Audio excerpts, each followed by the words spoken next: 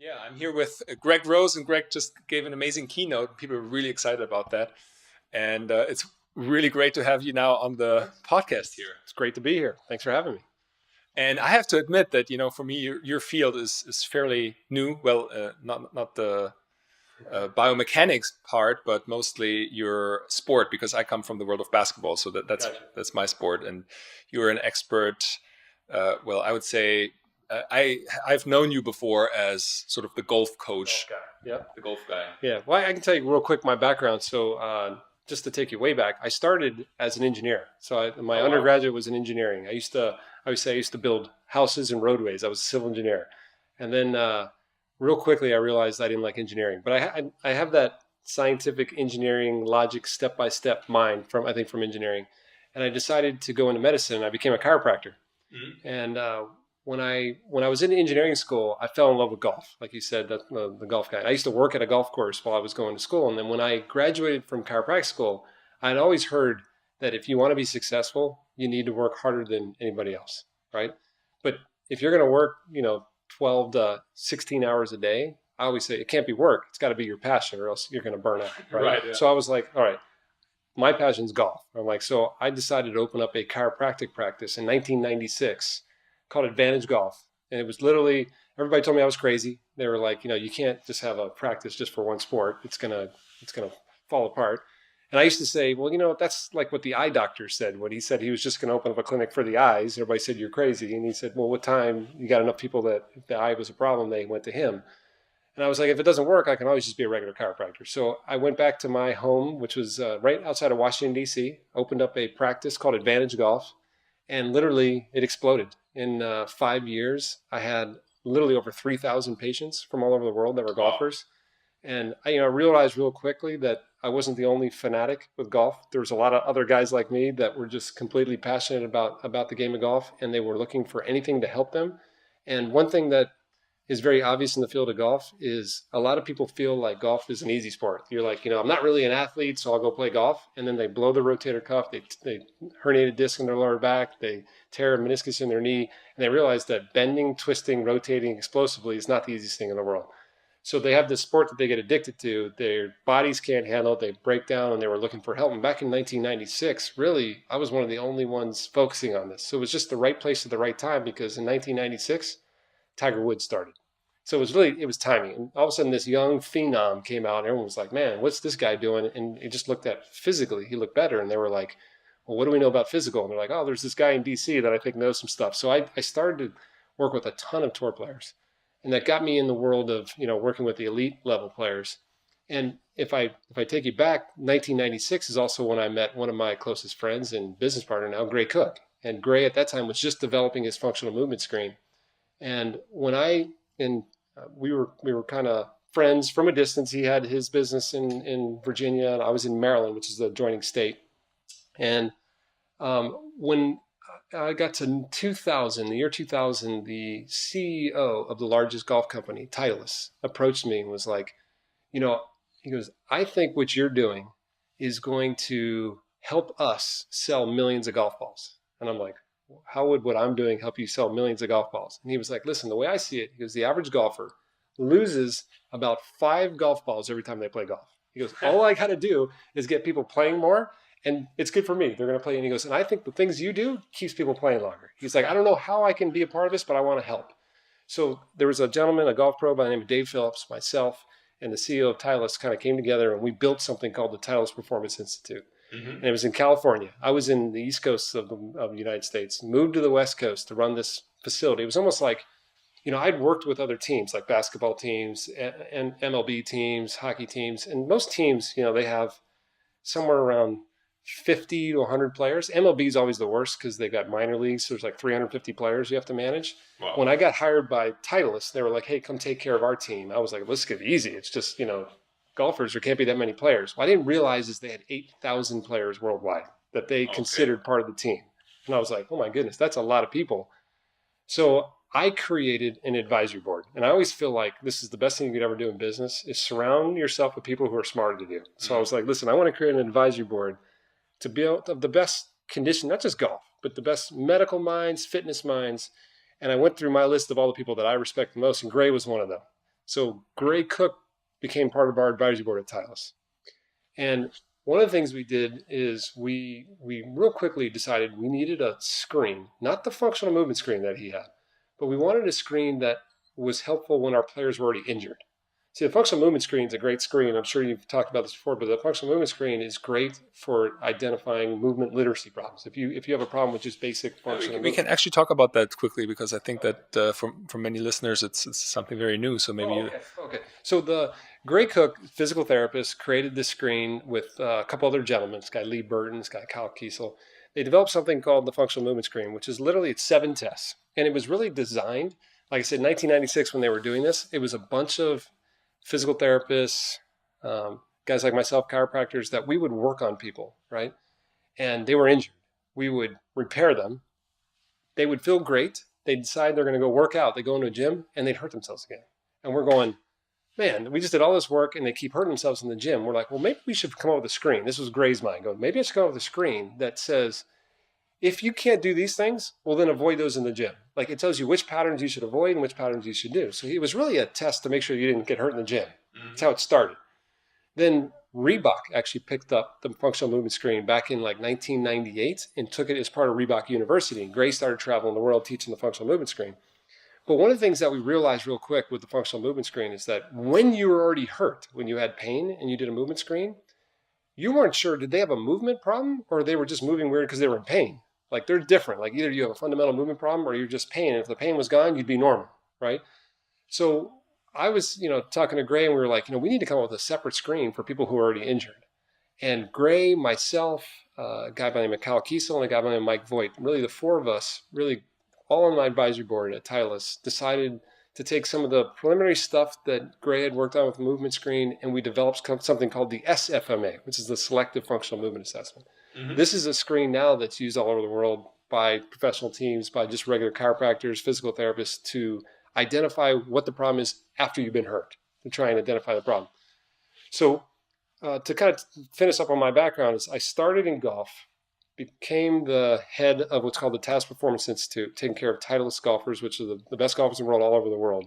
I did that for 12 years. As part of that program, I brought Gray Cook in as our advisory board, and together we built something called the SFMA. At some point, SFMA and FMS merged into one company. So now, I'm part of the FMS company and part of the TPI business. So my background is I kind of wear a bunch of different hats. I come from the medical biomechanics engineering background, but because of the FMS, we get to go to some of the best elite facilities, from the NBA to MLB to NHL to NFL to Premier League, you name it. It's hard to find an organization that doesn't use one of our assessments or our screens, from Olympic federations to professional teams. So we go around and we see the gamut, and we see the players that are injured and we see the players that are trying to perform better. So really, it's a wide, diverse background. Wow. Okay. So, and that answered my question already. If you only work with golf pros, but actually you do the whole range. Yeah, I would say right now, if I would say percentage wise, I would tell you that me personally right now, I probably work, I would say 60% of the athletes I work on are golfers. It used to, at one point it was 95%. Right now it's about 60%. I'd say 20% are baseball players. I consult with a bunch of MLB teams, so I take care of a lot of the baseball players. But think about batting and golf are pretty similar. One's horizontal, one's vertical. I imagine tennis maybe as well? Tennis is going to be about 10%. Soccer is about 10%. Or football is 10%. And then, let's put it like a 1% over here for, we see everything from lacrosse players to rugby players and stuff. But those are the main ones. The main ones for me are golf, baseball, tennis, soccer. Those are the big sports that I spend most of my day doing. And I see from little kids, 4 or 5-year-olds, to the best players in the world.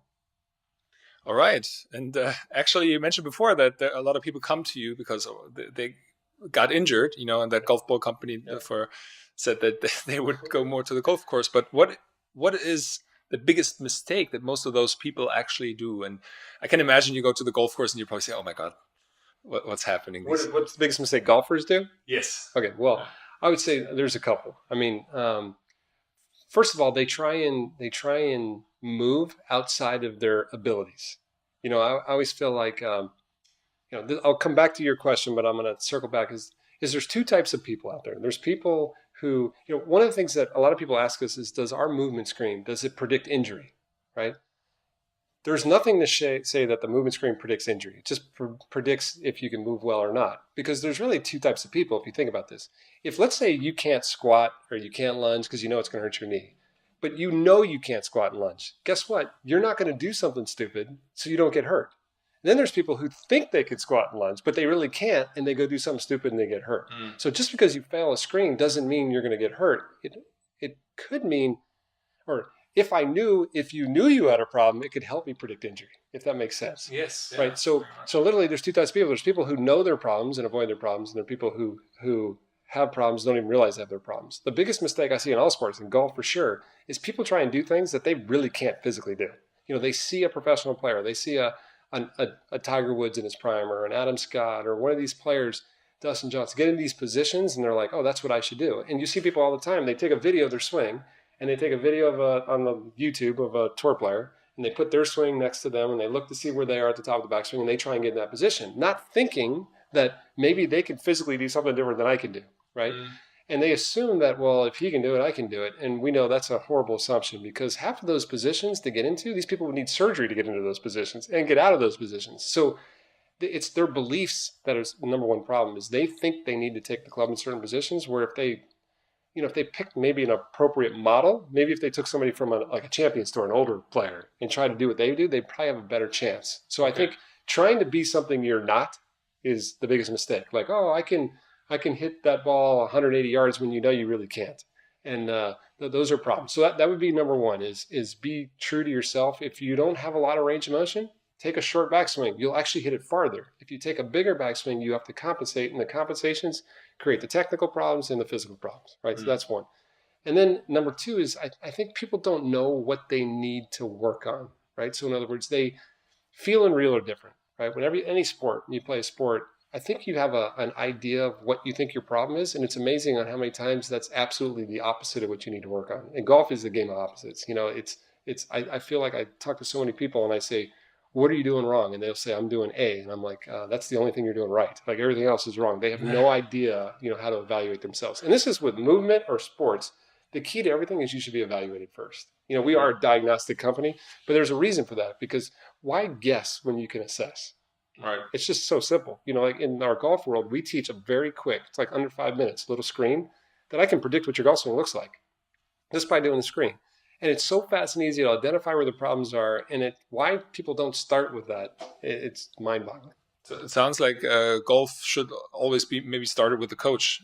I think every sport should. I mean, I believe there are certain sports that maybe are easier to figure out on your own. Golf is not one of those, right? It's one of those where most people can make massive gains in one lesson, where it might take them 3 years to try and figure it out themselves, if they ever could. So really important, you should start with a coach. That's another huge mistake. They don't start with a coach. The coach should evaluate you first, and at least make sure you understand what you can do before you try and if a golf pro gives you some advice, make sure you can physically do it. The golf pro should also make sure you can physically do it before they give you advice. I see a lot of that in sports too, where coaches are telling kids or telling athletes to do something, and they haven't even checked to see, can they physically do that? They just assume they can do it. And so that's one of the most frustrating things in the world for an athlete, because they feel like they're not a good student, but it's actually a bad coach. Yeah. Well, I get asked a lot about nutrition advice. It's a little different field, but it's also, I think it is so individual, and someone who is in therapy or an athlete, they require very different nutrients and everything. So same thing with technical coaching. It's all the same. I can't tell you what it should feel like, right? Everybody's body is different, right? I always tell people, I'm like, if you sit in your chair, put your hands in front of you, and you rotate as far as you can, and try and feel like what's preventing you from rotating. Some people are going to say, oh, I feel my right hip. Some people are going to say, I feel my left shoulder blade. Some people say, I feel my right rib cage. If I were coaching you and I said, I want you to turn your shoulders until you feel in your right rib cage, but you're a left shoulder blade guy, you don't even know what I'm talking about, because everybody's got different bodies. So I can't tell you what it feels like. I can try and describe the movements, and then I have to extract the feel from you, because everybody's different. All right. I want to shift gears here a little bit, and one phrase that you said just before the interview got stuck, which I found was great. You said you don't find athletes, you create them, or something very similar. This might aggravate some people, but I always say anybody can look good. training a professional athlete. A professional athlete makes you look good. Like, even if you don't know what you're doing, if a professional athlete listens to you, they're usually so good, they'll figure out how to do whatever you're saying and make it good, right? Doesn't mean it's good. It's like great players make coaches look good. So I think anybody can work with a great athlete. I think a lot of people are scared to work with a great athlete. I don't think you should be scared to work with a great athlete. I think great athletes are the easiest ones to coach because they're so good. No matter what you tell them, they're going to do it good. So anybody can coach a great athlete. Let me see you make a great athlete, right? So take a 7-year-old and turn them into a PGA Tour player. Those are the people I respect that can do that. I'm not saying I don't respect people that just work professional athletes, but I feel I've done both. I feel like it's so much harder and it requires so much more knowledge and it requires so much more diligence to take this raw clay and shape it into something that can go win a gold medal. But I'm sure that there are some prerequisites for even a young athlete to come in. Is there? Great question. You know what? We used to believe that genetics was a big deal, right? You know, like in your sport, basketball, right? You know, I can give you all the skills of an NBA center, but if you weren't given the gene for height, you're in trouble, right? Mm-hmm. So there are certain sports that have a genetic, let's say, barrier that if you don't have that, but it's very few, believe it or not. You know, nothing beats hard work. If you have two types of players, you have players that have genetics, and you have players that have hard work, right? The world, like superstars, do both, right? So if you have great genetics and I have bad genetics, I work harder than you, I can beat you. Right? In basketball, we always said if hard work beats talent, if talent doesn't work hard. Amen. That's what I was just going to say. Exactly, 100%. I totally agree with that. But most people aren't born with talent. They have. I always say great athletes. A lot of times they got lucky because they got genetics, but most of the time they got lucky because they had the right team around them that understands how to develop great players. Now, that maybe they didn't realize they were doing it right, but they were just doing it right because there's definitely a right way and a wrong way. That I can tell you for sure. So how do you go about when you have a 7-year-old or a 6-year-old and you're about to choose the sport for them, or let's say they decide that they want to golf? What would be the next step? Okay. So there's a couple principles here that I think are critical if you want to turn as many players into professional athletes. Number one is you do not determine the sport or the position until literally age 14. Okay, so even if they say, "Hey, I want to be a golfer," you say, "Perfect." You're going to make them an athlete first and then a golfer second. For the first 12 to 14 years of their life, you should focus on turning them into an athlete. If you try and turn them into a golfer, if you want them to win the 12-year-old World Golf Championship, you just killed their chance the majority of the time of winning the Masters. The things you have to do to early specialize to be good in a sport when you're 12 kills the chance to create the incredible athletic skills that you really only have one great chance of doing it. It's when you're young. One of the things that we've learned is that there are, it's like you can't teach an old dog new tricks type of thing. It's when you're young, you have the ability to create athletic skills better than any time in your life, right? I always say there's like 4 fuel types that athletes can use. They can have rocket fuel, jet fuel, gasoline, or diesel. Diesel are the slowest athletes, rocket fuel are the fastest athletes. The fuel type that you use for the rest of your life is determined under the age of 20, right? If you screw it up, I always tell parents, you got one chance to do this right. If you don't do it right, they're going to be a diesel truck. If you do it right, they're going to be a rocket engine. If you specialize in one sport, I've never, ever, I've seen one player that I've tested in my history that focused just on one sport and developed rocket fuel. And that was Pete Sampras. And if you think in the tennis world, tennis is a great sport because they're doing speed and agility. They're sprinting, they're running back and forth. They're hitting right and left-handed back and forth. So it's almost a cross-training sport in itself, right? Mm-hmm. But most sports, if you really specialize and focus, it's impossible to create that explosive athlete when they're young if you specialize in one sport. So I always say that, okay, I want my kids to be rocket fuel. I want to give them the chance to be rocket fuel. I mean, there are some fast jets, but they're never as fast as rockets. In gasoline, you can have a fast car, but it's not going to be anywhere near the jets and the rockets. And diesel is diesel. And one of the things I've realized is that when you take kids when they get older, if you get after the age of 21, I've tried to take diesel trucks and turn them into rockets, and it doesn't happen. What happens is the truck blows up. They get injured. I mean, I've injured more people trying to take them from diesel to rocket, but if you do it when they're young, you never have to worry about this. So how do you do that? in my mind, there's 4 components to building an incredible athlete, right? So forget about the sport. Doesn't matter. You can say basketball, baseball, golf. I'm going to do the exact same thing for the first 12 years, right? So I'm going to create this incredible athlete. And just think of it this way. If you're a basketball coach, okay, let's say you're a basketball coach, and I said it's 12 years old. You're going to try and develop this kid to be in the NBA. And at 12, I'm going to give you literally one of the best athletes that we've ever trained. I mean, he's an incredible athlete, multi-sport athlete. He's never played basketball. Okay, that's one option. And then I'm going to give you this other kid that all he's done is play basketball. He's never played another sport. He's got some basketball skills, but he's literally never done anything else. At 12, which would you rather have? This is a very important question because a lot of coaches have to ask this question. They scout and they look for this. Well, I'd say the athlete without the skill set, because you'd be smart, right? Because that kid has a higher potential, can reach a higher potential later in life. Now, he's not going to win the 12 or 13-year-old basketball championships, but he has a better chance of literally winning the NBA finals, right, than the kid who early specialized when he was 12. That's just what the data shows. And it's like 6% of the time, the basketball player wins. 94% of the time, it's the multi-sport athlete. I'm going with the odds. I'm going with the 94%. So once parents and coaches understand that, then they realize, well, why am I not developing the multi-sport athlete first, right, and then building the skills afterwards? So to build the multi-sport athlete, I think there's a couple key let's say opportunities or windows that you should attack. Number one is speed. It's so important to work on speed. And this is something that coaches kill. Coaches kill speed all the time. What I mean by that is whenever you're growing the fastest, okay, whenever you're growing fast, your bones grow faster than your muscles. Like a kid in a growth spurt, the femur will grow faster than the hamstring. That's why the hamstrings all of a sudden become really tight. It's not that they're tight, it's just they're not lengthening as fast as the bone is. Well, think about like a bow and arrow, right? Like archery.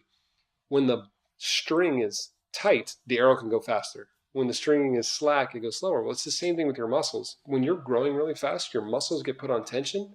You can actually learn how to run faster. You can actually get speed when you're growing fast. So anytime a kid's growing fast, we call that a window of opportunity to attack speed. Oh, wow. Now think about when are you growing your fastest? You're growing your fastest when you're like 4 or 5, 6 years old, really young. And you're growing really fast during your growth spurt. For boys, that's like when they're like 12, girls when they're like 10 or 11. So those 2 times in life, I mean, we focus on speed. And when I say focus on speed, I'm talking about like, imagine we're at a junior golf school, right? And imagine if I'm working on a 7-year-old girl, right? You know, I think if I ask most golf coaches, how far should a 7-year-old girl be able to hit her driver, right? 7-year-old girl hitting her driver. If she hit her driver 120 yards, it would be like the longest hitter 7-year-old in the world, right? But if I took a 7-year-old and I said, okay, listen to me, I want you to hit this ball as hard as you can. And she swings so hard, she hits it. Now the fairway straight ahead, the ball goes 80 yards right, but it goes 120 yards, 80 yards right. And she swings so hard, she falls over and falls on the ground. What I would do is I'd walk over to her. If she's 7, I'd pick her up. I'd say, give me a high five. I'd say, that was unbelievable. I want you to do it again. Because right now, all I care about is that it went 120 yards. I'm trying to build speed. But if you talk to most coaches or parents, like dad's going to be over here behind me. He's going to go, hey, coach, can I talk to you for a second? Like, you know, I don't know much about golf, but my daughter, she fell down on the ground and the fairway straight ahead and she hit it to the right and you picked her up and gave her a high five and said, do it again. I don't get it, right? That's a problem right now because the dad's going, what's important is to hit it straight. And what I know is that if I tell her to hit it straight and I do a technique lesson, 2 things are going to happen. Number 1, she's going to hit it straighter. But number 2, she's going to swing slower.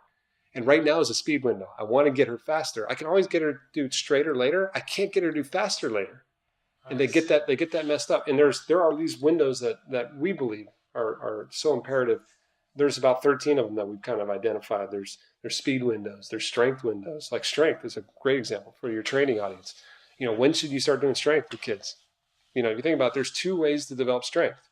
There's neural strength, which is learning how to recruit more of your muscle fibers. Right? Kids can do that right from the start. You can learn how to recruit more of your muscles. But there's also hypertrophy strength, which is I make the muscle bigger. And the way I do that is I tear the muscle, and then it creates more myofibrils inside the muscle, right? So muscles are made up of little cables or wires. If I tear the muscle, the body goes, well, there must not have been enough cables, and it adds more cables. But that's a really cool mechanism to get stronger, but it only works if you have the right building blocks to build more myofibrils. Well, one of the most important pieces to build more muscle fibers is a hormone called testosterone, right? If you don't have testosterone and you tear a muscle, it doesn't get bigger. It's called an injury. You get injured. Well, kids don't have testosterone until puberty. right? So literally, as soon as kids hit puberty, and we track this, as soon as they hit their growth spurt and hit puberty, we wait about 12 months into puberty, and that's where testosterone starts to spike, and that's when we start doing strength. And we get this incredible strength gain at that point in time. Okay. It's probably around 14, For 15? girls, it's probably going to be around 11, 12. For boys, it's usually 2 years later, 13, 14. And it's same thing like endurance. You're working stamina. It's like stamina, the heart and lungs, that whole system hasn't really developed yet at certain ages. At certain ages, it starts to kick in. There's flexibility windows. Like when's the best time you can start working on flexibility? All these little guidelines that we've learned over the years, that if you miss these opportunities, the more we learn, the more I realize, I don't think you can go back. I think you pretty much dismissed it, right? So I always like, listen, there's 4 major windows, I call it. I'm oversimplifying this, but there's 4 major windows for power and for athleticism. There's a speed window 1 when you're really young. There's a speed window 2 when you hit your growth spurt. There's a strength window when testosterone kicks in, and then there's a power window. Power, you need speed and strength. So once you have the strength, then you can start doing power. And I always say, listen, if you hit all 4 windows, you got lucky. You were with some coach that worked on speed when you're young, worked on speed your growth spurt, you did strength, and you did power. You're rocket fuel, and you're going to be rocket fuel for your whole life. You're the biggest hitters in Major League Baseball. You're the biggest hitters in golf. You're the most fastest players in the NFL. That's you. That's rocket. If you miss that first window, if you missed that first speed window, you weren't doing anything when you were little. But you got the next 3, jet fuel. If you missed the first 2 windows, you didn't really do anything until puberty, and all of a sudden then you started getting athletics and you did some strength and some power, gasoline. If you didn't do any of these things until you're like 21, you're diesel. And I'm sorry, but once you're diesel, I've tried to turn you back into rockets, you just get hurt. There are always some exceptions. I feel like there's mostly exceptions. I don't train for the exceptions. In the field of basketball, and we've talked about that also shortly before, that Tim Duncan, for example, the great basketball player and multiple MVP and champion, apparently he started playing basketball very late, even though now I remember. What age? I think it was like 15. What did I tell you? Yeah, exactly. Don't pick the sport until you're 14. He did exactly what you're supposed to do. Now, if you think about it, you're like, well, hey, he didn't do anything basketball. Well, what did he do before that? Because I'm sure he was a multi-sport athlete. Yes, I think he was a swimmer or even a soccer player. So now here's the question: is that swimming and soccer training, did that count towards him developing into a basketball player? I guess certainly. Then he didn't start basketball when he was 15. He started when he started doing that athletic development. That's how we look at it, right? So I'm always like, people are like, oh no, you can't. If you're going to be a golfer, you got to start when you're 6. I'm like, oh really? Like KJ Choi started when he was 15, right? And he's probably the best male player to ever come out of Korea. Over in Korea, think about. They take kids when they're 4 or 5, and all they do is hit golf balls. I'm like, your best player in history didn't start till he was 15. Wow. People do not realize that. That's, yeah. Jim Duncan's a great example. Exactly, yeah. But are there, in golf, for example, could that happen as well? Like someone at the age of 14, 15 still wins the Masters later? Yes. What's KJ Choi? Well, he didn't win the Masters, but that's a good example. Wai Yang won a major. Wai Yang was a power lifter. He didn't start till I think he was like 15 or 16 too. So here's the thing is it's okay to play golf when you're young. Just don't only play golf when you're young. On all the sports, you should be a multi-sport athlete first, and then start to narrow down your sports as you get older. Because literally, we have golf schools that kids come to starting at 4 and 5 and 6 years old. But in the golf school, we have them do all, they're hitting tennis balls, they're kicking soccer balls, they're throwing baseballs. And I can't tell you how many of these kids that were like, man, I love golf. By the time they're like 9 or 10, we even sit down with them and their parents and we're like, I know you're here for golf and you think golf's great. And we're like, have you seen him kick a soccer ball? Or have you seen him hit a tennis ball? I'm like, we need to get a tennis coach because I think we got a tennis player here. Like, you don't know what you got when they're young. And anybody who says they can identify talent underneath the age of 14 is lying to you. Right? Statistically, if you take most coaches right now and I give you a 6-year-old or 7-year-old and I say, okay, which one's going to be the next Messi or the next Ronaldo? 98% of the time, they're wrong. 98%. Greg, how important, though, is the mental predisposition, either by the kids or even the parents? Because I guess when these kids come to you at a very young age, I assume that's mostly the decision of the parents. Well, what I'm saying, listen, there are multiple characteristics that it takes to become a world champion, right? I'm not saying you can take any kid and make them a world champion, right? I'm saying you should give them the best opportunity to become a world champion. And when you get to the point where you have the athletic skills, and then so you're an athlete, and then you have the technical skills, tactical skills for the sport, as you probably know just as well as I do, it gets to that point where Now mental is the biggest piece, right? So now I think there are certain genetic attributes. There are certain federations that I want to name around the world, because we consult with a lot of them, that do genetic testing, looking for, like, there are certain genetic markers. There are genetic markers that some of the federations will use. Like there's one, I call it the torture gene, which basically shows that if you make this person work like 14, 16, 17 hours a day, they tend to not quit. And there's other ones that do quit. I mean, that I call it, a lot of some of these federations scout those players. Oh, wow. So there, it's that whole world. I think that whole science is an emerging field looking at stuff. But to me, I think I kind of already mentioned this, is that I always feel like if you're going to be the best at something, you have to work harder than everybody else, right? So it's whoever works hardest wins. And when I hire people that work for me, I'm always like, listen, I want the hardest working people working for me. I go, and by the way, I'm going to pay you for 40 hours a week, but you're going to work 80 hours a week, right? So to do that, to work 80 hours, to work 100 hours a week, it can't be work. It has to be your passion. I have to tell you, dude, go home. Like, you're okay, right? So I feel like for the mental part of the game, if it's torture to a kid, it's mental torture to a kid, and they're going to burn out. They're going to mentally be destroyed by the time it's ready to be mentally strong. So the most important thing is you've got to develop the passion for the sport with the kid. And that's what the problem with early specialization does, is if you just play basketball the whole time, sooner or later you're just like, I hate basketball, I don't want to do this again. Now it's work. Whereas if it's like you're doing all these different things, but you're like, man, every time I go play golf, I love it though. Like, it's like you want more. You start craving more. When you see that passion, now go for it. Go do it. But not until that happens. Do not force passion. It's impossible. Yes. And I assume also that the genetic part can probably be developed as well, as they know now that you can activate certain genes. Well, like I said, I think, like I said, the torture gene, right? That's super interesting. Yeah. But like I said, if you have it, okay, maybe you're less likely to quit. But what I'm saying is, well, why even make it torture in the first place? Like, who cares if you have the gene if it's fun? That's what I'm saying. Is I think we need to. I'll give a great example about basketball. Okay, my daughter, poor girl, because I experiment on all this stuff. When she was like 7 years old, I was always like, okay, we're going to turn you into a multi-sport athlete. I don't care what sport you do, but every year you're going to pick 3 or 4 sports and you're going to play them. And she comes up to me when she was 7. She's like, I want to do basketball. And she was like, I was like, honey, I'm like, you're so tiny. I'm like, I don't even think you can throw a ball there. And she's like, but I thought you said I could pick whatever sport I want. I'm like, okay, you're right. I go, why don't I do this? Why don't I find like a camp, a basketball camp for a week, and I'll take you. And if you like it, then we'll get you on a team. If you don't, then you'll see that basketball might not be for you, because I'm thinking she's not going to like it, right? So I find this local camp. It's at a YMCA in the United States, and I sign her up, and I'm like, all right, this is going to be a disaster, but I take her there, right? And I'll never forget. I dropped her off, and it was like 6 hours. I come back 6 hours later, and she comes running out of there with this huge smile on her face, jumps in the car, and she's like, basketball is my favorite sport. And I'm like, there's no way basketball is your favorite. I'm like, really? I'm like, what was so awesome about it? And she holds up her hand, and she has one of these little rope bracelets. She goes, check this out. We made these bracelets today. And I'm like, wait, what are you talking about? And I'm like, I thought you went to basketball camp. She goes, oh, we did. But in the middle of the camp, we stopped and we made these little bracelets. And I'm like, that coach understands what he's supposed to do. He's supposed to make basketball the most fun time of the day for her, where she associated having fun, arts and crafts with this as basketball. And my daughter's played basketball ever since. That's psychology. That's what you need to do with kids. Make it fun.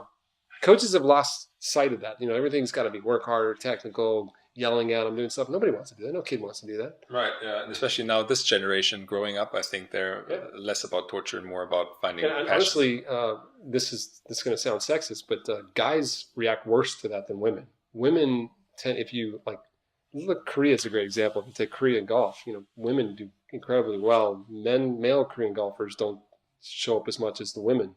But think about, they early specialize everything. Women tend to listen and stay with their coach more, where the men rebel, and it's a hard time keeping kids in the Korean. The boys are always escaping, getting out, and the girls are staying in there. But it's all psychology, and it's just poor coaching. Have you ever actually come across someone who should not have been able to, let's say, hit a golf ball that way, and who had a really weird swing, like a total exception? All the time. I don't believe there's one way to swing a golf ball. A club. I think there's an infinite number of ways to swing a club, but I do think that there's one efficient way for every person to swing a club, and it's based on what they can physically do. So for example, like you might see, okay, here's how Adam Scott swings a golf club, right? Well, he's got incredible flexibility. One of the most flexible people I've ever met.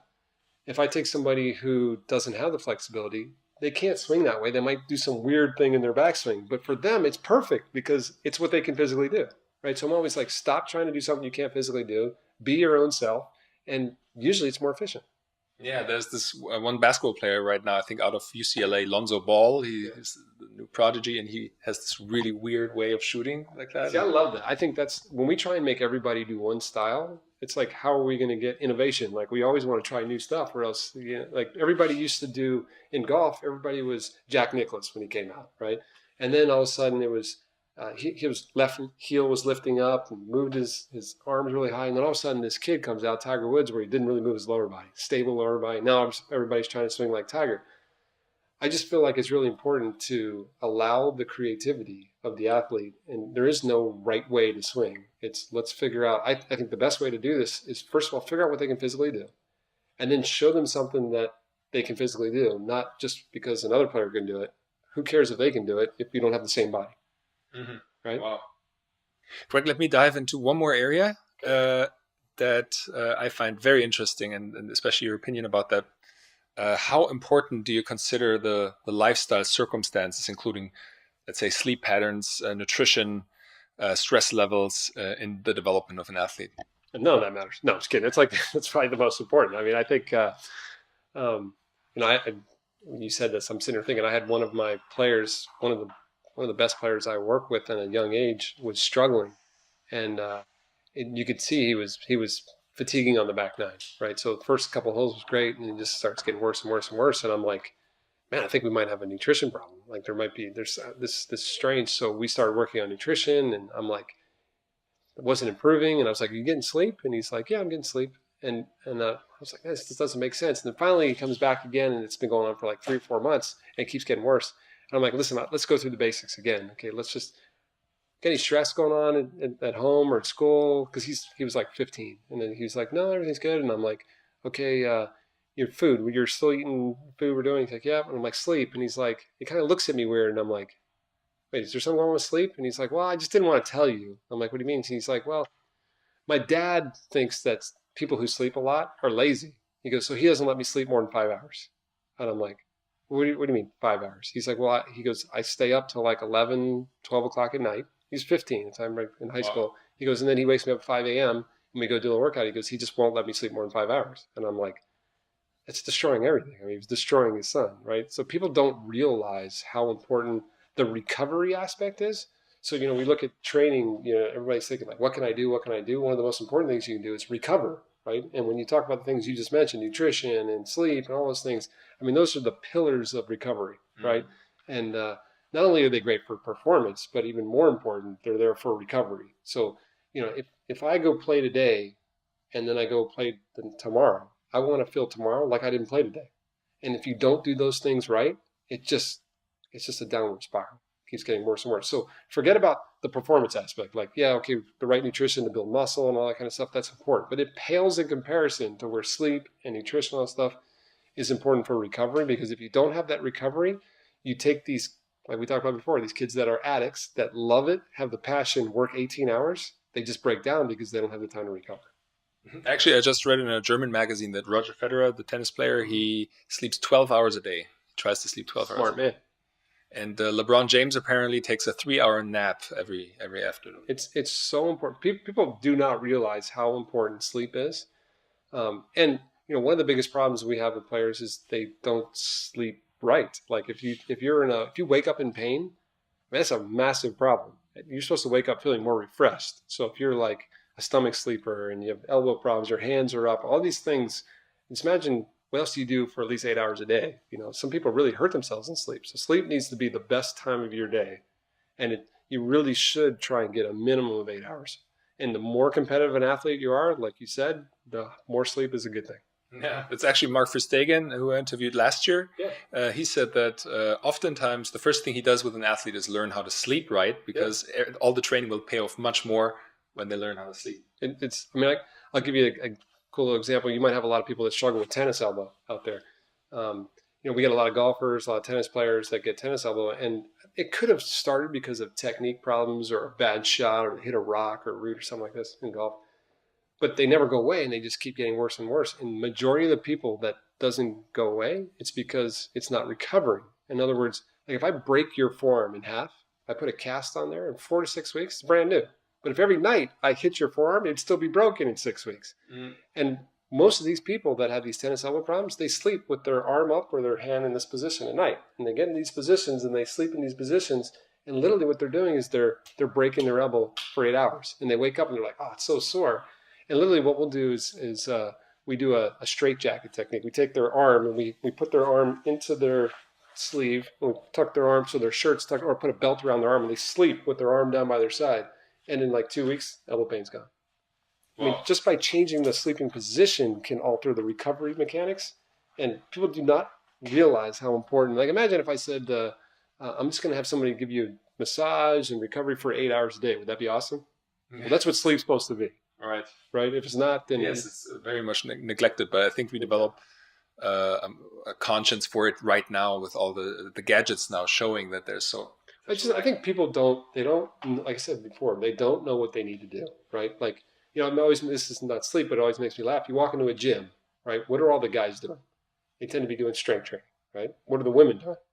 They're doing like yoga or cardio or Pilates. What do most guys have a problem with? They have a problem with flexibility and probably cardio, heart, right? What do most of the women have problems with? Probably strength. So the women should be doing the strength and the men should be doing the yoga and the cardio, but we do the opposite. Humans just don't like to do what they need. They like to do what they like, not what they need. Yeah, exactly. And then it's probably that the women should also probably eat more meat and guys should eat more vegan meals. Couldn't agree more. Yeah, how about nutrition? Is there actually one trend that you would that you're interested in pursuing there right now? I'm right now following the ketogenic diet in a way.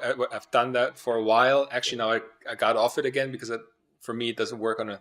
Yeah, I'd be a little. Yeah, I think I'm a fanatic when it comes to nutrition too. I actually, I live in San Diego and it's perfect weather 12 months out of the year. Most beautiful place. Most people notice, I grow 70% of the food I eat.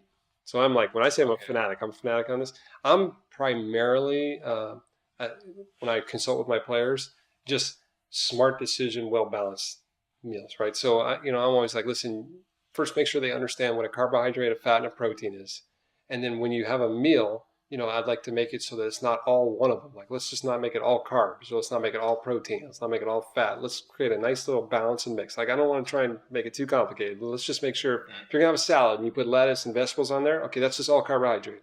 Now let's add a little fat. Okay, put some olive oil on there, right? Perfect. Now I need a little protein. I can put a little, like maybe some tuna or some nuts, or maybe I put some chicken on there or whatever. Just basic principles of nutrition. I think so. That's the first thing. It's a well balanced. I don't like extreme diets. It's just hard for people to stay on those things. And then depending on the sport, like if I'm a triathlon, or some type of endurance athlete, I think understanding a little bit about how much energy you can get from different foods becomes important. That's where we start going to like maybe fats would be a little bit better than just carbohydrates or proteins, so we can get a little more into the science. But I always just start, I take basic nutrition. What are the 3 types of foods? Try and make a balance of that. And then I say with my players, I like habits, like changing habits. And one of the, I'd say the principles or one of the methods that I use to this, I say, look, what's your biggest problem? Everybody knows their biggest problem. Like if I say, okay, look, what's your biggest problem in nutrition? You say, well, you know what, I love Diet Coke, or I love, like, I love ice cream, or I have 12 beers, or whatever. Everybody knows their worst problem. I'm like, look, let's just attack one problem at a time. Don't be like, okay, I'm going vegan right now. It's just not saying that that's not great for you. It's just, it's so difficult to maintain. So, but it's easy to build those habits over time, right? So if you say, okay, my biggest problem is I drink sodas, okay? So I say, okay, well, why don't we just, let's make the goal here. You're going to be an educated nutritionist. You're going to try and keep a balance between your carbs, proteins, and your fats. And you can explain what are good carbs, good proteins, good fats too. And then let's work on that one bad thing. So let's replace that with one good thing. Like, so we go, okay, what's your worst habit? And what's one thing that you probably should do that you don't do? You can say, okay, well, let's see, I drink sodas and I don't eat enough vegetables. Okay, that's our goal for this year. Not for this week, right? For this year, the year's goal is like a New Year's resolution is I'm going to try and cut my soda by 75%, and I'm trying to increase my vegetables by 7. And just that's it. Let's just start with one thing. Imagine if you did that every year. In 20 years, where would we be? Right. You'd be pretty freaking good at nutrition and eating. I just feel like that's important. Now, I also think sometimes the most important ingredient which people miss is time. I think they should have longer time frames where 100%. You're dealing with addiction, right? I mean, food is addiction. Sugar is the number one addiction in the world, right? So, I mean, I think that if you look at all the problems, the sensitivities from dairy to wheat to problems with protein stuff, those are, I mean, that's stronger than cocaine, the addictions out there, right? Yeah. So don't think this is like, okay, I'm going to tell them to do this and they're going to stick with it. You're talking to a heroin addict and you're telling them not to take heroin, right? That's literally when you say reduce diet soda or something, that's, you're having the same conversation and you're not checking them into a detox center, right? So the chance of them doing this is very slim because you're dealing with brain chemistry. You know, people don't realize this, but what you eat affects your brain chemistry, right? So it's like, I don't know if you know how alcoholism works, but like if you've never, let's say you've never had a shot of vodka before, right? And somebody says, oh, you got to try this. You take a shot of vodka, it goes into your stomach. I'm going to oversimplify this, but it goes into your stomach and your stomach looks at this liquid and it goes, can I burn this as a fuel? And that's what our bodies are fuel burning machines. And it looks at it and goes, I don't even have any enzymes or anything to burn this down. So it dumps it into your bloodstream. All of a sudden your blood alcohol goes up. And now all of a sudden you're spinning a little bit with just one shot. And you're like, man, this is crazy. Now, if you like that and you like that feeling, you start drinking more vodka. Now, if you do this every day in like 2 or 3 weeks, are you going to get dizzy? You're not, because here's what happens. Is your body's not stupid. When you put that liquid in, if it shows up a couple times, the brain's going to go, okay, if we're going to start drinking this liquid a lot, I need to figure out how to burn this as a fuel. So it'll start creating enzymes to burn alcohol, right? So your stomach starts creating these alcohol enzymes, right? And now when its shot comes in, it burns it. And you're like, how come I didn't get dizzy? Well, it burned it as fuel. It didn't turn into a blood alcohol. So now you're like, oh, I can take another shot. And you start doing this stuff. Well, what we now realize is that those enzymes that you create, those enzymes create cravings, right? So the enzymes are like, well, listen, I'm here and I need this fuel. So it says, go get more alcohol. This is the same thing with fat, the same thing with sugar, same thing with things that people like sweets or donuts. It's the enzymes in your body are telling your brain to go get those because they are literally driving that emotional part of your brain to go get that stuff. And this is how alcoholism becomes a big problem because now you've got all the enzymes in there telling your brain, no, we need this to survive. This is the fuel we're looking for. Like, where'd the fuel go? Let's get that fuel back over here. And that's the best explanation I've heard, I think, ever. Yeah, people don't realize that. And then if you add the bacteria that are in your like you were made up of just tons of bacteria, the bacteria even drives your cravings and chemical stuff. And I don't think people have any idea the power of what you eat, how important it's like. Mark Versagen, you said you talked to him last year. He's here at the training conference that we're at right now. Yeah, I just talked to him as well. You know, he'll tell you their philosophy starts with nutrition and ends with nutrition. You know, you look at Exos as one of the top training facilities in the world for athletes, and you're thinking, well, they're doing all this strength conditioning stuff. First thing you do when you walk in the doors, you meet with a nutritionist, right? Because he knows for sure that it's more important what you eat than what you do. And I love that you grow your own stuff in your garden because it's actually, I got really into that biophotonic way of eating as well because the same light that hits your body, and if that's the same light that hits your food as well, it's much more easy to communicate with food. I like knowing how my food's been grown. You know what I mean? I'm pretty spoiled because I've got a little bit of land in San Diego and I've got perfect weather. But, you know, nowadays, you know, it's more about how pretty the vegetable looks than the nutritional quality of the food. So, you know, but you can much better absorb it if it grows around you. It's much, there's this whole... it sure as hell tastes better too. Yeah, no, certainly. Greg, actually, one more question. There's one thing I'm interested in. Is there one habit or something that you've either adopted or gotten rid of that has made a huge impact in your life in the last, let's say, 3 to 5 years? Are we still talking nutrition or just in general? In general. Like anything that pops your mind. Yeah, I would say there's a couple, I would say, but okay, so first of all, like I said, is if you're not happy with what you're doing, change it. Okay, that's number one. So only work on things. I've said this 3 times during this interview already, but if you're not passionate about what you do, you won't be the best at it, right? So only do things you love. right? So that's number one. I've made that a big focus for the last 5-6 years that, I used to say yes to everything because I thought it was important to try and do everything. But if you're not passionate about it, you're not going to be the best at it. And if you're going to do something, you should be the best at it. So I think that's really important. And then I said it earlier too, when I was talking about our advisory board, surround yourself with people that are smarter than you. That's so important. You don't realize how many people would, if you called them and said, for my business, I'm creating an advisory board and I just really respect your opinion. I'd love you to be part of it. You'd be shocked at how many people say, I'd be honored to be part of that. And all it means is when I got a question, I can call you and you'll pick up the phone and answer it. And that's something that I've done and I keep continuing to do. I expand. I have like 12 advisory boards now. And it's, to me, it's almost like reading books. I feel like reading's so important, but picking the brains of really smart people is even better than reading a book. Right. One of the best decisions I've made in my life is start this podcast because it gave me the opportunity to learn from people like you. Same thing. So it's picking brains of people in similar fields and just in this episode, I've learned so much already, and I can't wait to listen to it again and to present it to our Awesome. Thanks for having me. Greg, it was my pleasure. Thank you. Yeah.